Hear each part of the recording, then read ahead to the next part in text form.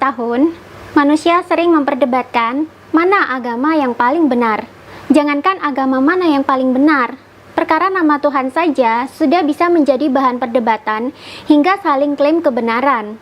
Islam menyebut Tuhan dengan sebutan Allah, Yahudi menyebut Tuhan dengan sebutan Yahweh, Kristen menyebut Tuhan dengan sebutan Allah atau Bapa, dan Yesus juga disebut sebagai Tuhan. Hindu memanggil Tuhan dengan sebutan Sang Hyang Widi dan memiliki sejumlah dewa yang menjadi pengejawantahan sifat-sifat Tuhan, mulai dari Dewa Brahma, Sang Pencipta, Dewa Wisnu, Sang Pemelihara, dan Dewa Siwa, Sang Pelebur. Di agama Buddha, Tuhan tidak disebutkan namanya secara eksplisit, tapi agama ini mengajarkan pengikutnya agar mencapai Buddha, yang berarti yang telah sadar. Tetapi di dalam kitab Tripitaka, tepatnya di dalam Udana ke-8 ayat 3, Sang Buddha pernah bersabda sebagai berikut, "Ketahuilah para biksu, bahwa ada sesuatu yang tidak dilahirkan, yang tidak menjelma, yang tidak tercipta, yang mutlak. Duhai para biksu, apabila tidak ada yang tidak dilahirkan, yang tidak menjelma, yang tidak diciptakan, yang mutlak, maka tidak akan mungkin kita dapat bebas dari kelahiran, penjelmaan, pembentukan, permunculan dari sebab yang lalu. Tetapi para biksu, karena ada yang tidak dilahirkan, yang tidak menjelma, yang tidak tercipta, yang mutlak, maka ada kemungkinan untuk bebas dari kelahiran, penjelmaan, pembentukan, pemunculan dari sebab yang lalu." Agama Konghucu menyebut Tuhan dengan sebutan Tiandao. Sedangkan orang-orang Kejawen menyebut Tuhan dengan sebutan Gusti. Perbedaan nama-nama ini membuat orang-orang mengira bahwa Tuhan juga ada banyak dan berbeda, lalu saling mengklaim kebenaran, bahkan bisa berujung pada perpecahan atau bahkan peperangan. Yang Islam menganggap agamanya sendiri adalah yang paling benar, lalu menganggap agama lain adalah sesat dan pagan. Begitu pula dengan agama-agama lain. Semuanya memiliki penganut yang saling mengklaim kebenaran. Lalu Tuhan siapa yang paling benar? Agama mana yang sebenarnya memiliki Tuhan yang sebenarnya? Lebih ekstrim lagi, agama mana sebenarnya yang paling benar?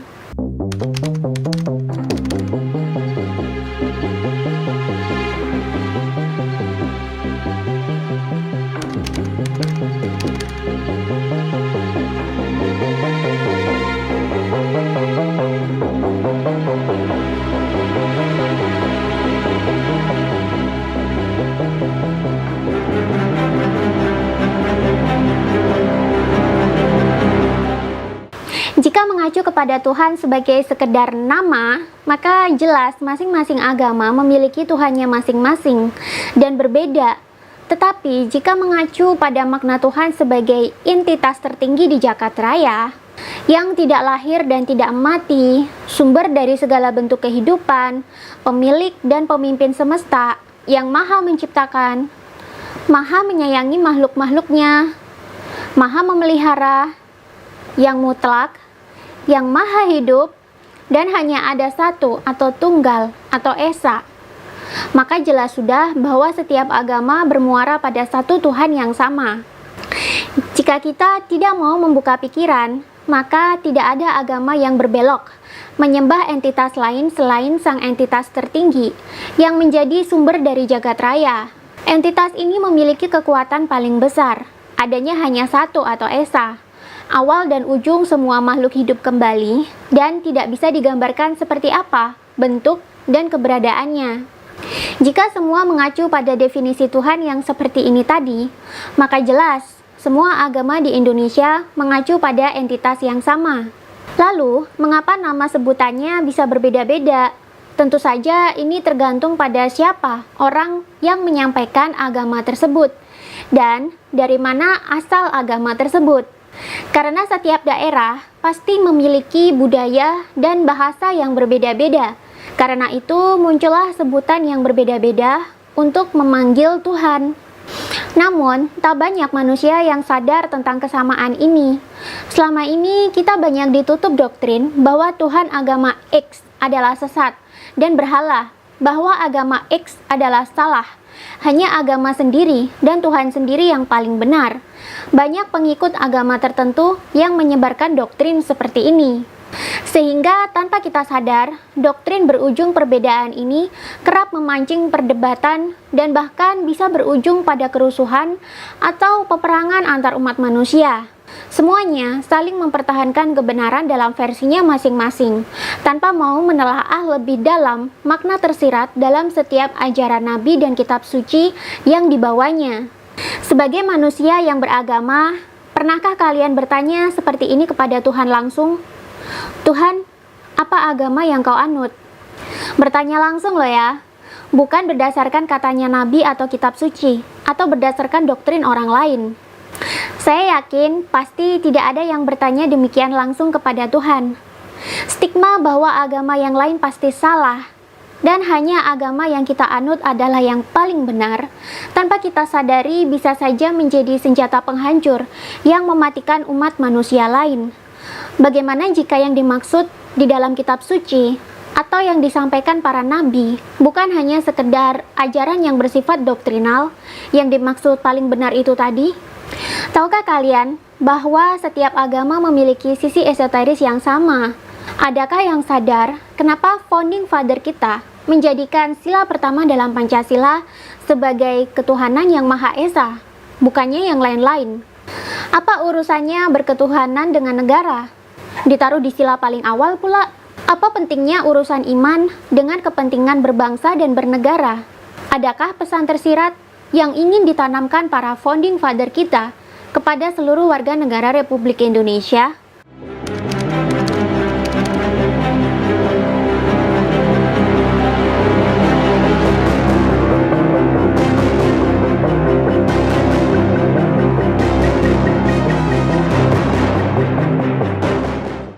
Semenjak dahulu, semenjak leluhur kita masih hidup di era yang kita sebut kuno, telah banyak dari mereka yang memahami esensi berketuhanan.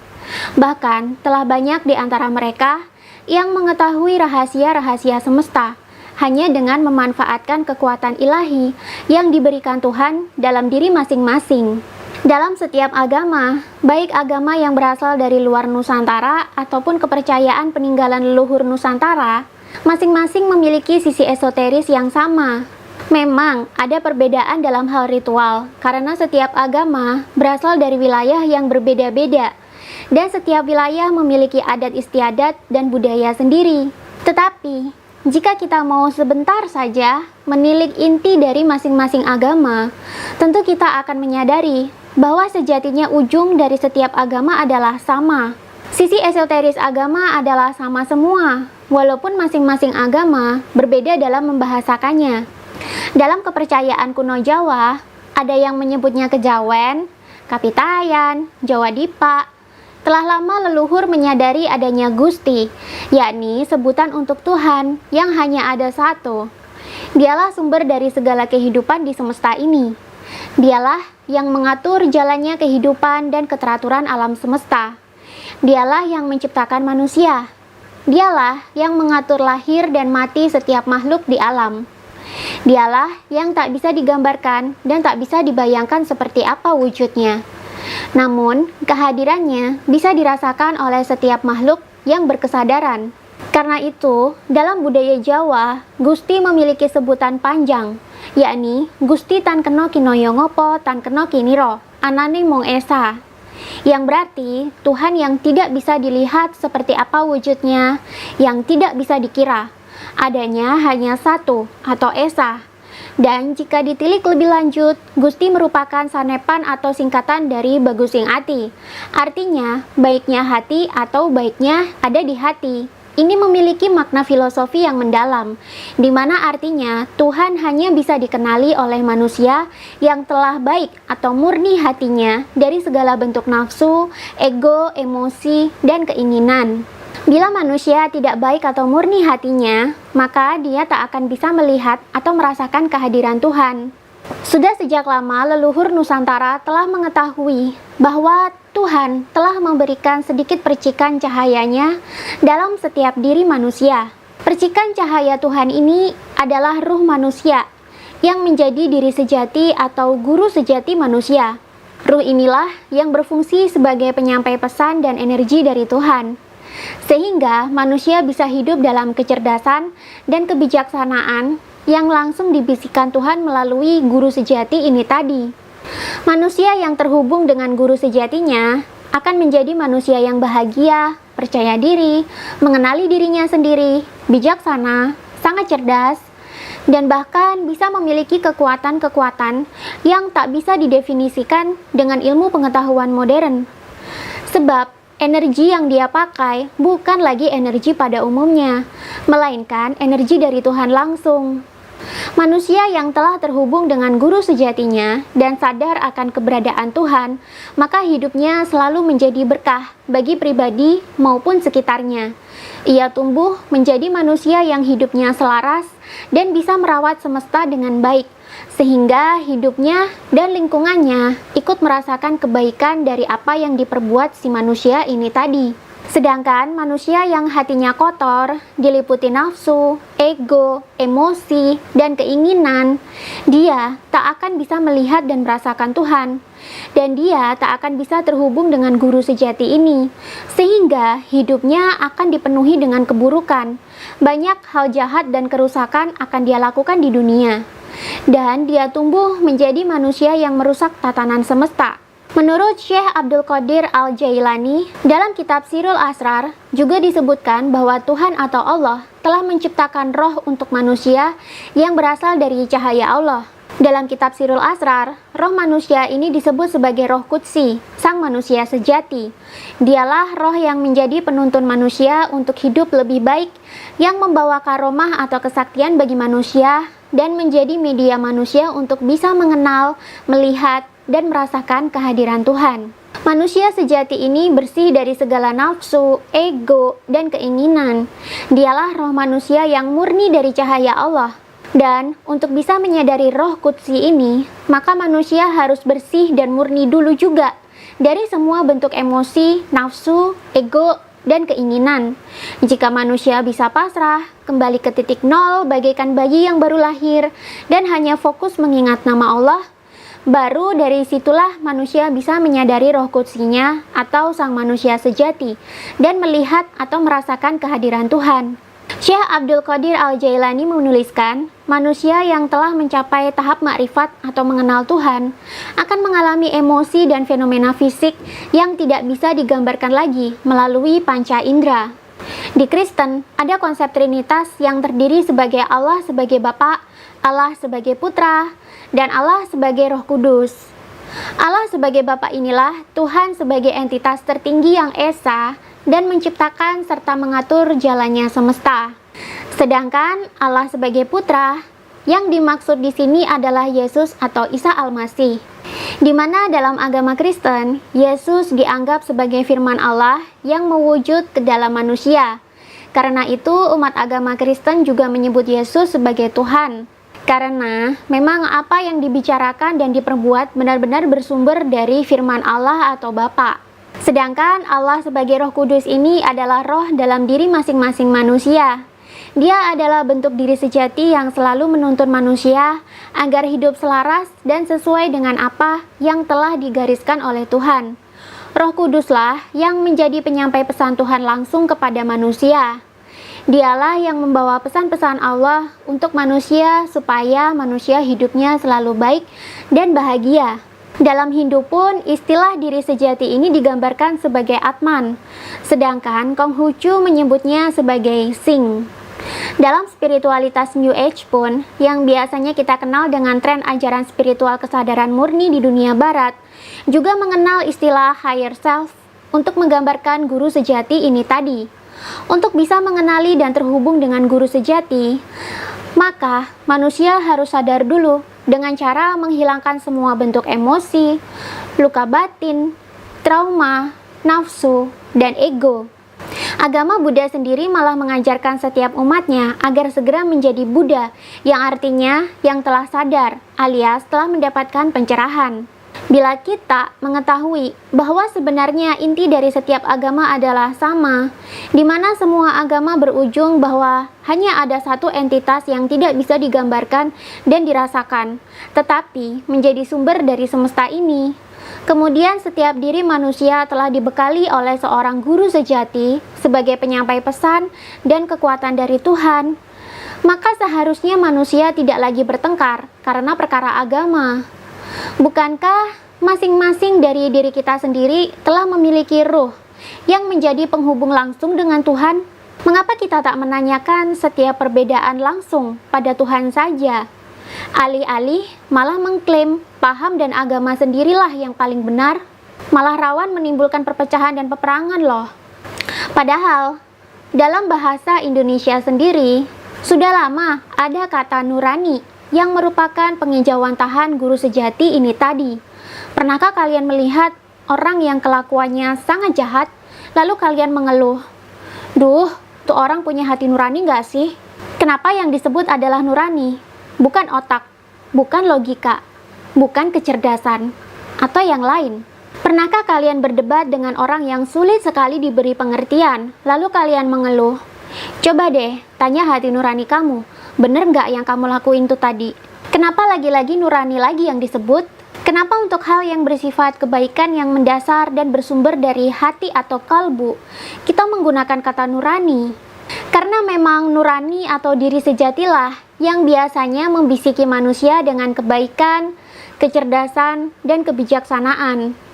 Dan ini semua sumbernya langsung dari Tuhan, bukan dari hasil pembelajaran manusia dari bangku sekolah, kursus, baca buku, atau workshop. Seandainya setiap manusia memiliki kesadaran tentang hal ini, tentu tak akan ada lagi perang dan kerusuhan atas nama agama. Seandainya semua orang di dunia menyadari hal ini, tentu umat manusia akan tumbuh menjadi peradaban yang semakin baik dan selaras dengan hukum-hukum semesta. Tidak ada lagi kerusakan, tidak akan ada lagi perang. Dan ruh manusia inilah yang membawa karomah sendiri-sendiri untuk tiap manusia. Inilah jawaban kenapa orang zaman dulu itu sakti tapi bijaksana. Orang zaman dulu olah kebatinannya ekstrim.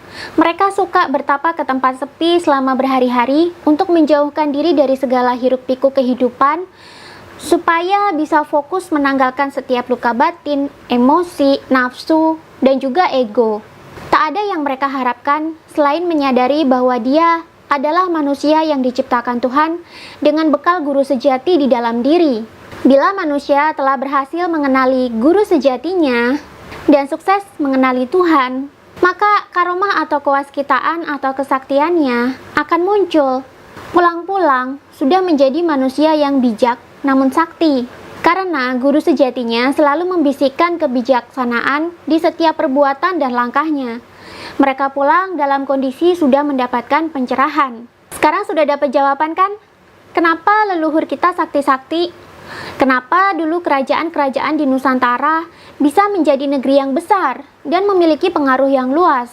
Kenapa pemuka agama yang sudah tinggi kesadaran spiritualitasnya, mereka itu sakti, bijaksana, tapi tidak mau terlibat dengan hiruk-pikuk duniawi? Karena Tuhan telah memberkati kita dengan guru sejati atau diri sejati ini tadi. Dialah yang menjadi penuntun perilaku manusia semasa hidup, agar sesuai dengan blueprint atau cetak biru fungsi masing-masing manusia di dunia ini. Dan yang jelas, semuanya mengarah pada kebaikan dan kemajuan peradaban. Manusia yang tidak terhubung dengan guru sejatinya, maka dia jelas-jelas tidak akan terhubung dengan Tuhan. Ia akan mudah sekali dikendalikan oleh ego dan nafsu, sehingga mudah berbuat kerusakan di dunia ini. Inilah sebabnya kenapa ada kejahatan dan kriminalitas di dunia. Manusia yang senantiasa terhubung dengan guru sejatinya akan mendapatkan pengetahuan kebijaksanaan dalam setiap keputusan yang akan diambil. Guru sejatinya pasti membisiki akibat dari setiap perilaku yang akan dikerjakan. Jika manusia bisa mendengarnya, tentunya manusia akan terhindar dari berbuat kerusakan atau kerugian. Orang Jawa kuno sering bilang, jika ingin mengenal Tuhan, kenali dulu percikan cahaya Tuhan atau nur di dalam dirimu sendiri. Baru kamu kenal Tuhan. Syekh Abdul Qadir Jailani juga menyebutkan bahwa roh qudsi atau manusia sejati adalah sarana manusia untuk mengenal dan terhubung dengan Tuhan. Manusia yang selalu terhubung dengan Tuhan dan diri sejatinya, maka dia akan menjadi rahmat bagi alam semesta. Di dalam roh qudsi ini, setan dan malaikat tak bisa masuk. Hanya ada roh qudsi atau sang manusia sejati dengan Tuhan saja. Sekarang sudah paham kan, kenapa sila pertama dalam Pancasila adalah ketuhanan yang Maha Esa, bukan yang lain-lain? Kenapa aspek ketuhanan itu sangat penting? Besar kemungkinan para founding father kita telah lama mengetahui rahasia spiritual ini. Karena itu, mereka meletakkan ketuhanan dalam sila pertama, supaya masyarakat Nusantara senantiasa sadar pada hakikatnya sebagai makhluk spiritual. Bahkan, Sabda Palon pun pernah berkata, seperti yang didokumentasikan dalam Jangka Sabda Palon dan Darmo Gandul, Nusantara baru bisa kembali menjadi mercusuar dunia bila ajaran budi telah kembali diajarkan, yakni ajaran kesadaran murni atau ma'rifat. Ini adalah kesadaran manusia bahwa di dalam dirinya ada percikan cahaya Tuhan, atau sering dibilang sebagai nur atau nurani, yang menjadi penuntun manusia untuk berbuat hal yang baik. Ini menjadikan manusia rahmat bagi semesta dan sebagai sumber budi pekerti yang baik langsung dari Tuhan.